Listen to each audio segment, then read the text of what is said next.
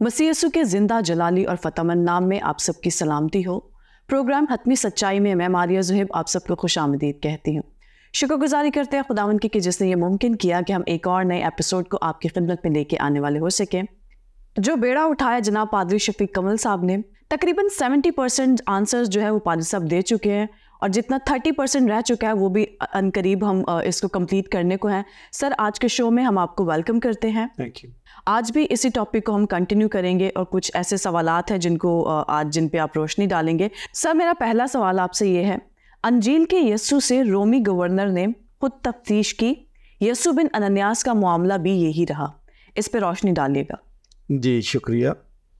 देखें, ये जो जफ़र साहब ने एक स्वीपिंग स्टेटमेंट दे दिया कि दोनों के मामला सेम थे, दोनों के मामला सेम नहीं। बिल्कुल। देखिए, एक जज के पास हज़ारों मुकदमात आते हैं। आप ये नहीं कह सकते कि हर मामला, हर केस 100% सेम होता, नहीं, डिफरेंट। यहाँ भी देखें, यसूसी की और यूसुफ जीसस बिन अननियास की शख्सियत बिल्कुल फ़र्क है। जब हाकिम वक्त के पास दोनों के मुकदमात आए तो देखें, यूसुफ बिन अननियास को जो छोड़ा वो पागल समझ कर छोड़ दिया था, ठीक है, और मसीह यीशु को बेगुनाह समझकर सजाए मौत का हुक्म कर दिया। आपने कैसे कह दिया कि दोनों का मामला सेम था? और ये जो बेगुनाह समझकर उसको छोड़ना चाहिए था, तो छोड़ने की बजाय इसके बरअक्स फैसला दिया कि इसको सजाए मौत दी जाए। ये तो दुनिया का यूनिक फैसला कि किसी कोर्ट ने आज तक ऐसा नहीं किया कि जज कन्विंस हो कि ये बेगुनाह है लेकिन मैं इसको सजा दे रहा हूँ। ऐसा तो कोई केस ही नहीं है। आपने कैसे मिला दिया कि जी दोनों का केस सेम है? नो।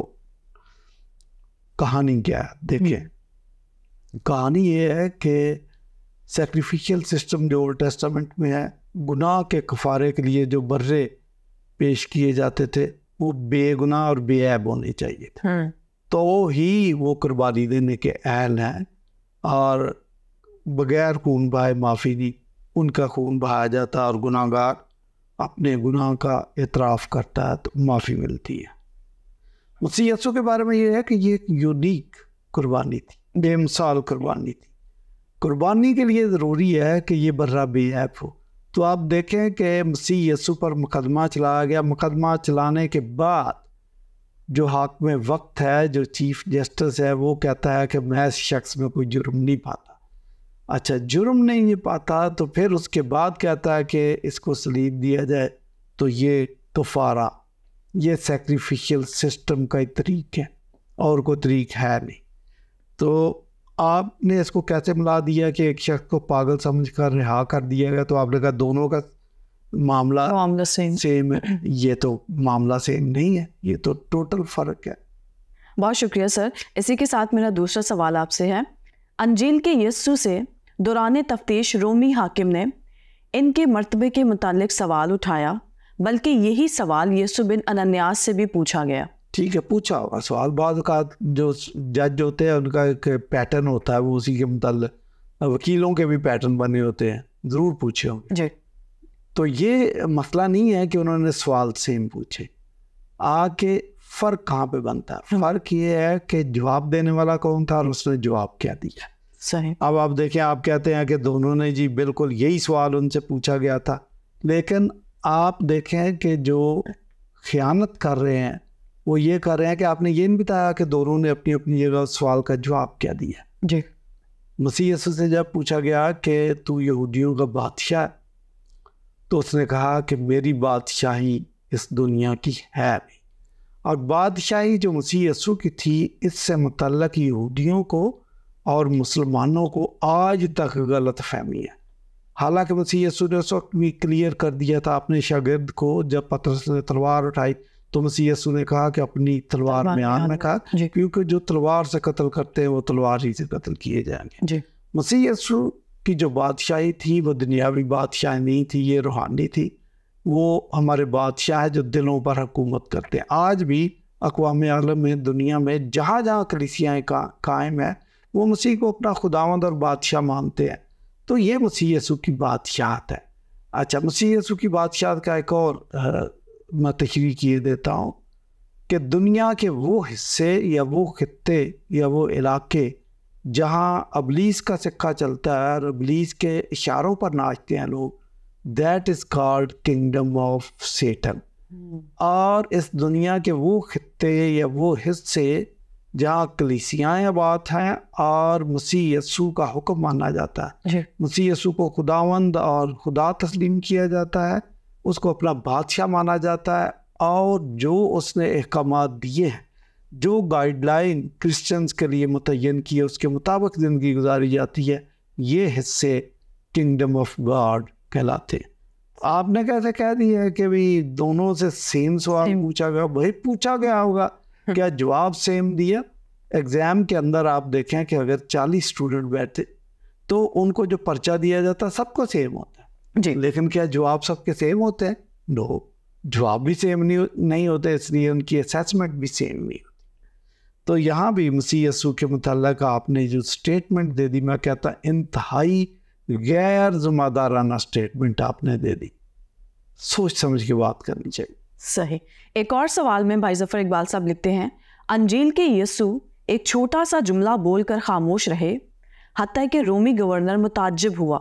यस्सू बिन अनन्यास का भी खामोश हो रहना मशहूर है, इसमें कितनी सच्चाई है ये वाज़े कीजिएगा।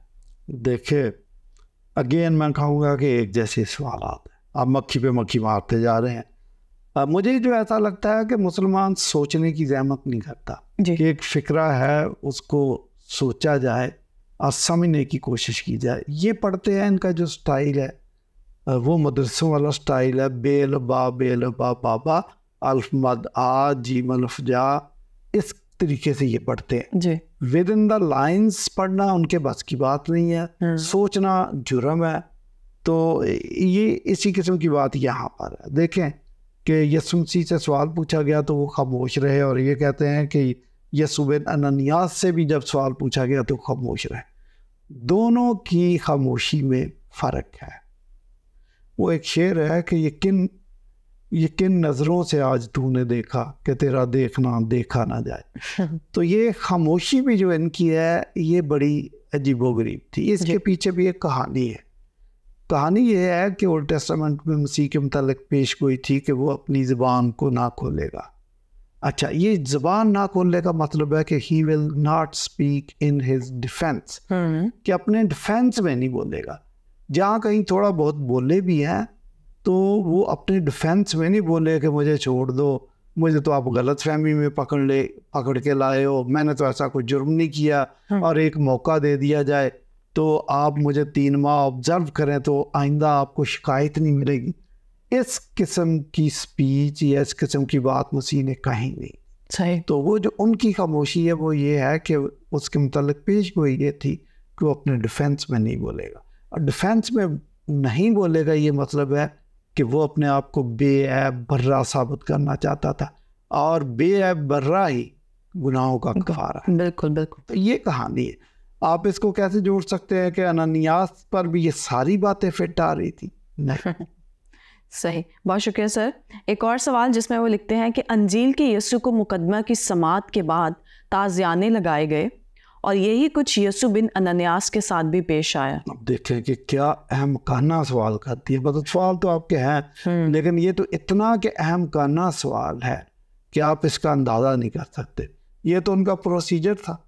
वो प्रोसीजर के मुताबिक कोई भी मुजरम आता है जिसको वो स्लीप देते हैं तो यही प्रोसीजर है, मुकदमा भी चलता है, कोड़े भी लगाते हैं जी। तो ये आपने कौन सी नई बात कर दी? उस प्रोसेस से तो सबको गुजारना था। सही। एक और सवाल जिसमें वो लिखते हैं कि अंजील के यस्सू को रोमी गवर्नर छोड़ने की ख्वाहिश रखता था, मगर वो अपने इरादे को अमली जामा ना पहना सका, लेकिन यस्सू बिन अनन्यास को रोमी हाकिम रिहा करने में कामयाब रहा। Here is the difference. आप खुद ही डिफरेंस बता रहे हैं कि एक को ख्वाहिश करता था लेकिन छोड़ नहीं सकता, दूसरे को छोड़ भी दिया। तो फिर आप कैसे कहते हैं कि ये सिमिलर है और एक ही बंदा था? नेवर। बहुत फ़र्क है। बात यह है कि मसीह यस्सू को जो छोड़ने की ख्वाहिश थी वो रोमी गवर्नर ने, उसने खुद भी इस बात का इजहार किया कि मैं अगर चाहूँ तो तुझे छोड़ भी सकता हूँ। तो मसीह यीशु ने उसको ये कहा कि तुझे पता नहीं है कि ये इख्तियार अगर तुझे ऊपर से ना मिलता तो तेरी क्या जरूरत। तो मसीह यीशु तो जो इशारा दे रहे थे कि ये इलाही प्लान है उसके मुताबिक हो रहा है, वरना तेरी क्या जरूरत कि तू मुझे गिरफ्तार करके तो अपने सामने मुकदमा चलाए, ये नहीं हो सकता। तो समझने की कोशिश करें। तो रात को उसकी पहले तो उसकी बीवी ने ख्वाब देखा और उस ख्वाब का इजहार उसने उससे भी कर दिया कि तू इस रास्तबाज की ज़िंदगी से कोई काम ना करना, बल्कि वो ये कहना चाह रही थी कि इसको छोड़ दे, ये बेगुनाह है, मैंने इसकी वजह से ख्वाब में दुख उठाया। और फिलहाल तो उसने पूरा जोर लगाया कि इसको छोड़ दे, लेकिन छोड़ नहीं सकता था इस वजह से कि जो उस वक्त उनकी हुकूमत का ज़्यादा शोर शराबा इलाका था वो यहूदियों का था। उन्होंने शोर शराबा शुरू कर दिया, हंगामा शुरू कर दिया। उसको अपनी सीट की फिक्र पड़ गई कि ये अगर शोरश का शोर कैसर तक पहुंचा तो वो मेरी छुट्टी करा देगा कि तेरे से कंट्रोल नहीं हो रहा। तो उन्होंने तो ढूंढ के बंदा निकाला हुआ था, बल्कि निकालते थे कि जो शोर शराबा इलाके को कंट्रोल कर सके। तो जब उसने ये देखा कि मेरी सीट को खतरा, तो उसने ऑर्डर कर दिया कि ठीक है इसको सलीब दिया जाए। तो इसको छोड़ने का मामला और अननियास को छोड़ने का मामला आपने कैसे मिला दिया कि एक जैसा ज़मीन आसमान का फ़र्क है। सही, बहुत शुक्रिया। यकीनन बहुत सारी कन्फ्यूजन्स जो है वो उनकी क्लियर हुई होंगी। एक और सवाल में वो लिखते हैं कि अंजील के यीशु को रोमी सिपाहियों ने मसलूब करके मौत के घाट उतार दिया। यीशु बिन अनन्यास भी रोमी सिपाहियों के हाथों मारा गया, लेकिन ये एक इत्तफाकी मौत थी और वो मसलूब नहीं किया गया। तो फिर आप कैसे कहते हैं कि ये सेम है? देखे ना कि वो तो वहाँ पर तो उसको छोड़ दिया गया था, बाद में मारा उसको। अच्छा, बाद में मारा। देखें, सलीब की मौत और सरे राह जाते हुए एक्सीडेंट की मौत या लड़ाई की मौत या किसी हादसे में मर जाना, आप इनको सेम नहीं कह सकते। मैं आपको मिसाल देता हूँ कि दो मुल्कों की लड़ाई होती है और जो फौजी होता है वो जंग दौरान जंग in the line of fire मारा जाए तो उसको शहीद कहते हैं। ठीक है। अब वो फौजी जो in the line of fire, जो दौरान जंग अपने मुल्क अपनी ज़मीन का दिफा करते हुए मारा जाए, वो शहीद होगा। इसकी वैल्यू फ़र्क है। उसको फौजी एजाज़ के साथ दफन किया जाता है। लेकिन एक और आदमी जो बस के एक्सीडेंट में मारा जाता है या दो आदमियों की लड़ाई, वो उस लड़ाई में मारा जाता है, इसको फौजी एजाज़ के साथ दफन नहीं किया जाता, ना उसकी कब्र पर शहीद लिखा जाता। डिफरेंस है। तो इन दोनों की मौत में भी ज़मीन आसमान का फ़र्क है। मसीह यीशु की जो मौत थी वो कुफारे की मौत थी, और उस मौत के बाद उसको दफन किया गया। दफन करने के बाद वो तीसरे दिन जी उठा, और उसके जी उठने की वजह से मसीहियों ने उसको खुदावंद माना।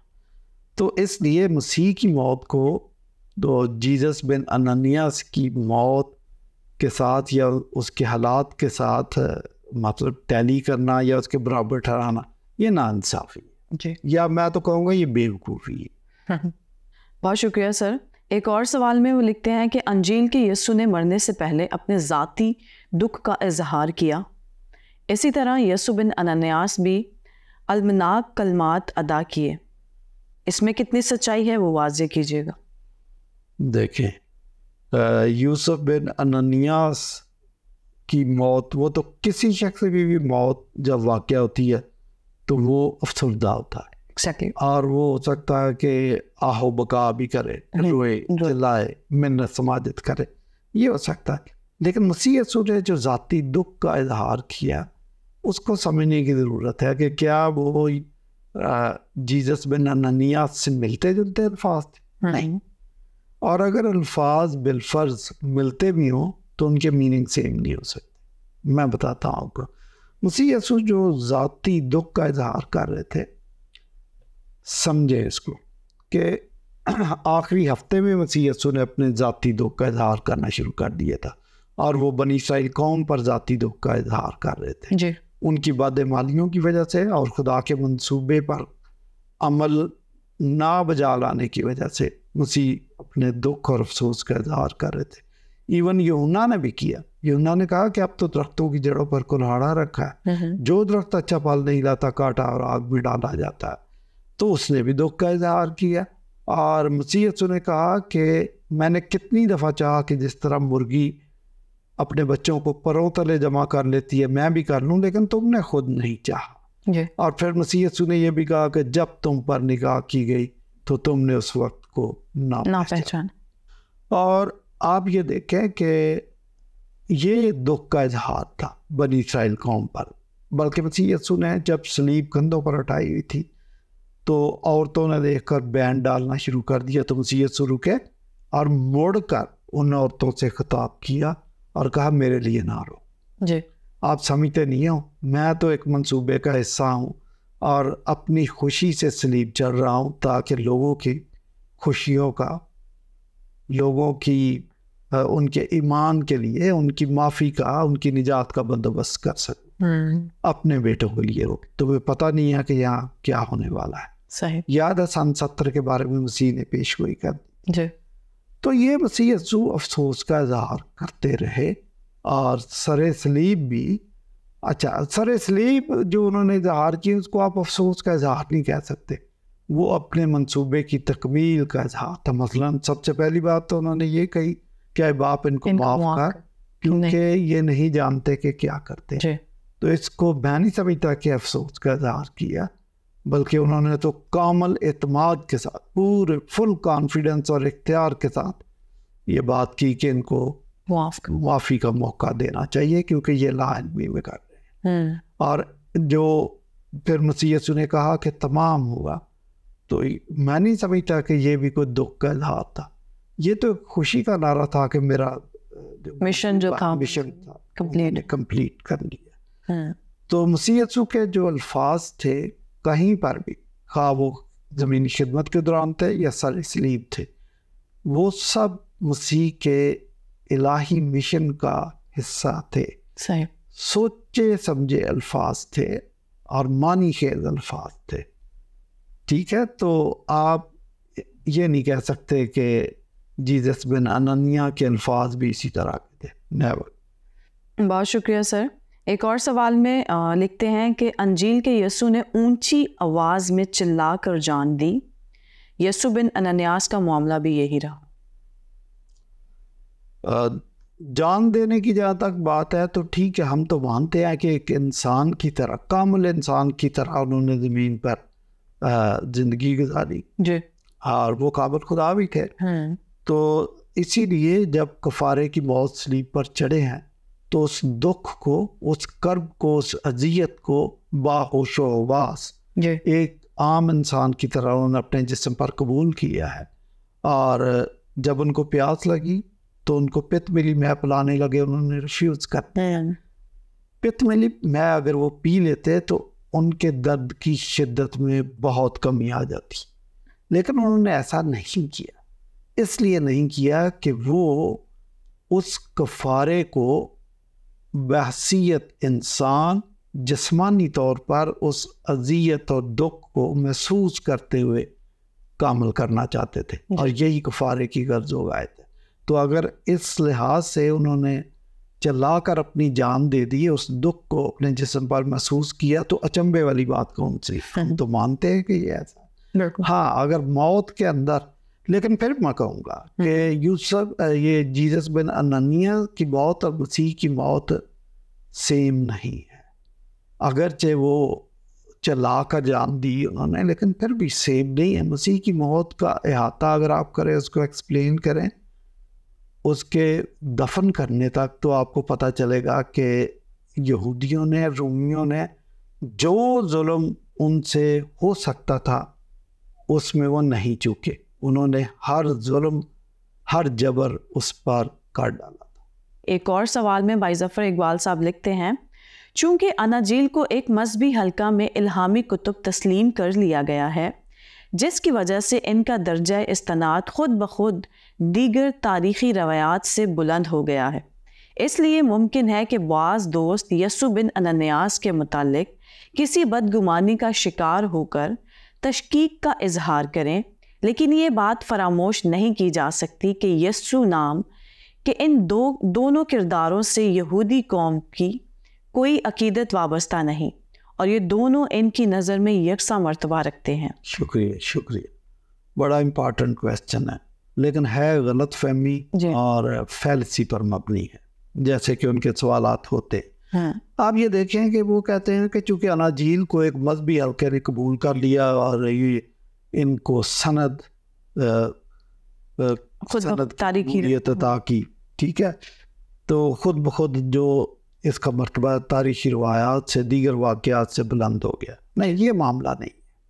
मामला ये है कि क्रिश्चियनिटी जो वजूद में आई है ये तहरीरी अनाजील की वजह से नहीं आई जी। ये मैं आपको बता दूँ, क्रिश्चियनिटी जो वजूद में आई है तहरीरी अनाजील की वजह से, इन किताबों की वजह से वजूद में नहीं आई, जैसा कि जफ़र साहब समझ रहे हैं। क्रिश्चियनिटी वजूद में आई है एक पर्सन की वजह से, that was person of Jesus Christ. उसकी 3.5 साल मिनिस्ट्री की वजह से, उसकी डिविनिटी की वजह से, उसके अजीबो गरीब कामों की वजह से, उसकी बा इख्तियार तालीमात की वजह से, उसके इख्तियार की वजह से जी। और उसकी मौत की वजह से, और मौत के बाद दफन और मुर्दों में से जी उठने की वजह से, और जी उठने के बाद बहुत सारे लोगों को मुख्तलिफ औकात में जिंदा नजर आने की वजह से क्रिश्चियनिटी वजूद में आई है। लोगों को पता नहीं है तरतीब का जी। चर्च बाद में बना, पहले हाँ मसीह यीशु मुर्दों में से जी उठे हैं, फिर चर्च वजूद में आया जी। तो फिर क्रेडिट जीसस क्राइस्ट की लाइफ, उसकी मिनिस्ट्री, उसकी मौत, उसके जी उठने, उसके इख्तियार को जाता है कि वो एक ऐसी शख्सियत थी कि उसने लोगों को मुतासर किया। अनाजील तो उस वक्त लिखी गई है जब ऑलरेडी चर्च इस्टेब्लिश हो चुका था। तो कहना कि जी अनाजील को सनद कबूलियत हो गई थी, नहीं, ये बात की बात है, ये बात की बात है। उस वक्त तो चर्च ऑलरेडी इन प्लेस था जब अनाजील लिखी गई है, तो चर्च मसीह की वजह से वजूद में आया। तो आपका सारा का सारा जो थर्स्ट है वो ख़त्म हो गया, आपने नज़रिया ही गलत कायम कर लिया कि जी जीसस बिन अननियास को शक से देखा गया। भाई उसने किसी को मुतासर नहीं किया कि उसके पीछे लोग लग जाए, कम से कम थियोडास का और यहूदा गलीली ने लोगों को मुतासर किया था, उन्होंने तहरीकें जारी कर दी थी, उनके मानने वाले लोग मौजूद थे। आपका कोई मानने वाला नहीं, कोई तहरीक नहीं चली। लेकिन मसीह यीशु जैसे ही मुर्दों में से जिंदा हुए, एक तहरीक ने जन्म लिया, इस तहरीक ने जन्म लिया, एक मज़हब ने जन्म लिया, एक जमात ने जन्म लिया, किंगडम ऑफ गॉड ने जन्म लिया, चर्च कायम हो गया। और चर्च जो है वो तसलसल के साथ आज तक चला आ रहा है, कोई गैप नहीं है। तो इन बातों को आपने समझना है कि ये सब कुछ, ये सारी चीज़ें तारीख का हिस्सा है जी। तो आप कैसे कह सकते हैं कि जी यूसुफ बिन अननिया को शक की नज़र देख, उसको कभी कबूलियत की नज़र से देखा ही नहीं गया। तो मसीह से तो आज भी लोग मुतासर हो रहे हैं, मसीह की तालीमात से, मसीह की शख्सियत से आज भी लोग मुतासर हैं। तो आपका सारा जो नज़रिया ना वो टाई फैशन, ये मैं तो कहूँ। बहुत शुक्रिया सर। इसी के साथ एक और सवाल आपसे करना चाहती हूँ, क्या यीशु बिन यूसुफ और यीशु बिन अनन्यास का ज़माना एग्जैक्टली सेम था? नो, एग्जैक्टली सेम नहीं था और फ़र्क था। देखिए मसीह यीशु को तो 33 AD में मसलूब कर दिया गया था, जबकि ये जीसस बिन अननियास का ज़माना 66 AD है। तो कम से कम 33 साल बाद की बात है। तो इसको आप कैसे कहेंगे कि ये सेम है, या कैसे कहेंगे कि कुछ कंफ्यूजन है कि लोगों ने यूसुफ बिन अननियास की, जीसस बिन अननियास की जगह जीसस को रख लिया? नहीं, ये जब इसको कत्ल किया गया उस वक्त तो चर्च अब बिल्कुल मतलब कायम हो चुका था, कलीसिया की तादाद बहुत ज़्यादा हो चुकी थी जी। आप देखें कि 3,500 लोग तो एक ही दिन में चर्च में शामिल हुए और किसी वक्त 5,000 भी हो गए, और डेली की बुनियाद पर लोग दायरे मसीहत में दाखिल होते जा रहे थे। तो मसीहत तो उस वक्त कायम हो चुकी थी, इसलिए इन दोनों के मुतल्लक मैं नहीं समझता कि क्रिश्चियंस को कभी भी कन्फ्यूजन रहा। बहुत शुक्रिया सर। नाज़रीन, आपका भी शुक्र अदा करते हैं कि यकीनन इस सारे प्रोग्राम से आपने बरकत पाई होगी। अगर आपका भी कोई सवाल है तो ज़रूर हम तक पहुंचाएं, हम उसे अपने प्रोग्राम में शामिल करेंगे अगर वो हमारे टॉपिक से मिलते जुलते हुए। इसी के साथ साथ आज की हतमी सच्चाई, मसीह यीशु ने ईमानदारों को वार्निंग दी थी कि मेरे बाद बहुत से झूठे दावेदार आएंगे और गुमराह नहीं होना। और इसी तरह से फरिश्तों ने भी वार्निंग दी थी कि जो खुशखबरी आप तक पहुंची है, इसके अलावा अगर आसमान का फरिश्ता तुम्हें और खुशखबरी दे तो यकीन ना करना। इसलिए हम आज भी डंके की चोट पर सिर्फ और सिर्फ मसीहा मसलूब की मुनादी करते हैं। जाने से पहले वही एक बात, सच्चाई को खोजें, सच्चाई को जानें। सच्चाई अगर समझ आ जाए तो उसे कबूल करने का हौसला पाएं। इजाज़त दीजिए, फिर आपसे मुलाकात होगी प्रोग्राम हतमी सच्चाई में।